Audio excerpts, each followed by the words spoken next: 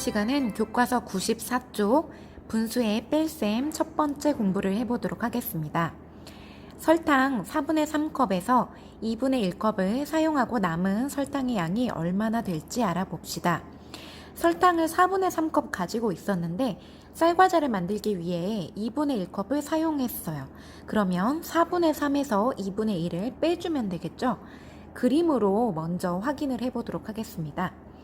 자, 4분의 3은 2를 한 컵을 4등분한 것 중에 3칸 이만큼이 있었어요.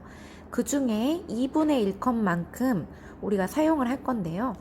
자, 2분의 1컵은 한 컵의 반이에요. 반컵을 사용한다는 거예요. 그러면 어림으로 빼봤을 때 4분의 3은 반보다 약간 많은 상태입니다. 반컵보다 살짝 많은 상태에서 반컵을 뺐으니까 얼마가 남을까요? 반컵보다 안 되는 약간 정도의 설탕이 남겠죠. 그런데 우리가 정확하게 알려면 자, 보다시피 분모가 다른 분수예요. 이런 경우에는 어떻게 빼야 좋을까요?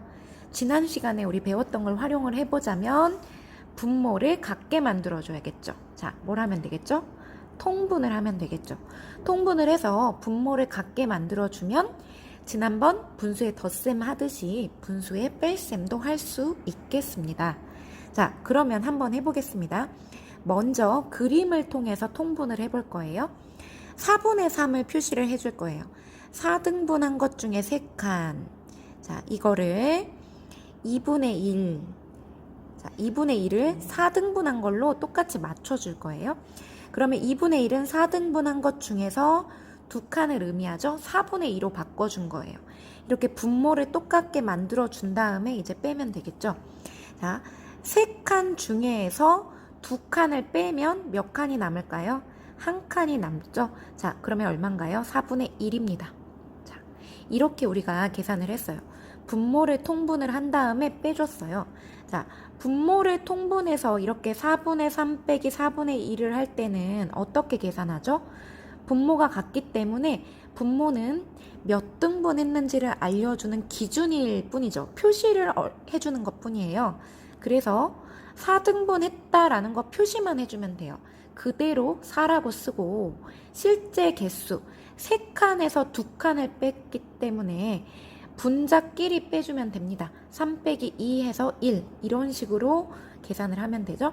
분모를 통분해서 같게 만들어준 다음에 분자끼리 빼기를 계산해주면 되겠습니다.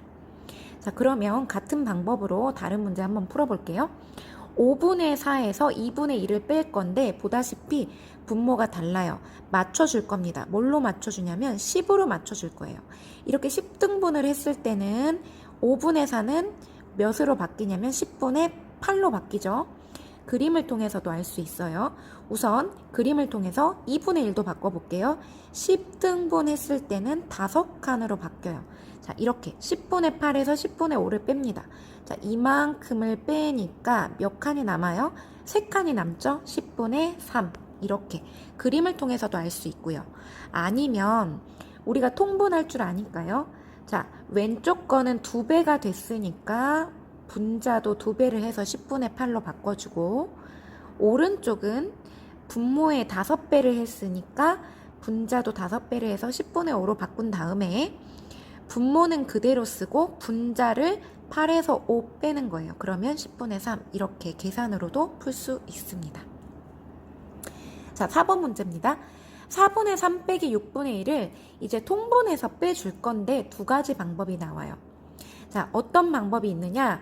통분을 어떻게 하느냐에 따라서 다르죠? 자, 첫 번째 방법은 보다시피 자, 어떻게 만들었죠? 통분을 24로 맞춰줬어요. 24는 뭔가요?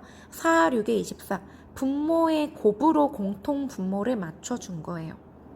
그렇게 해서 왼쪽은 6을 위아래 곱했고 오른쪽은 4를 위아래 곱한 다음에 이렇게 빼줬죠. 그러면 24분의 14인데 약분을 할 수 있네요. 이런 경우에는 한 번 더 약분을 해줘서 12분의 7로 바꿉니다. 자, 어떻게 했다고요? 통분을 할 때 공통 분모를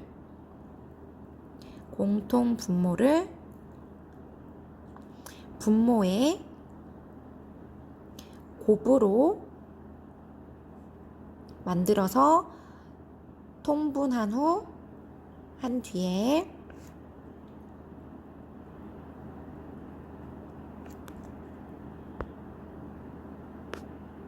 분자끼리 이제 빼기를 해줬죠. 그 뒤에 약분을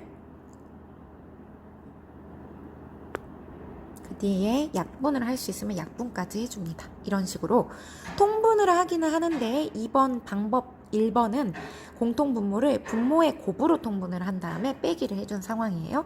자, 두 번째 방법입니다.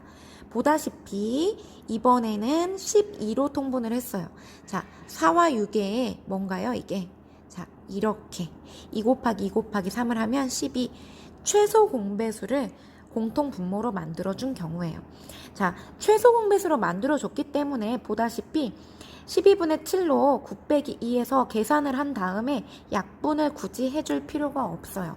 자, 먼저 최소 공배수를 구해서 통분을 하면 나중에 약분을 안 해줘도 되죠. 자, 방법을 써보겠습니다. 공통 분모를 뭐로 만들어줬죠? 분모의 최소 공배수로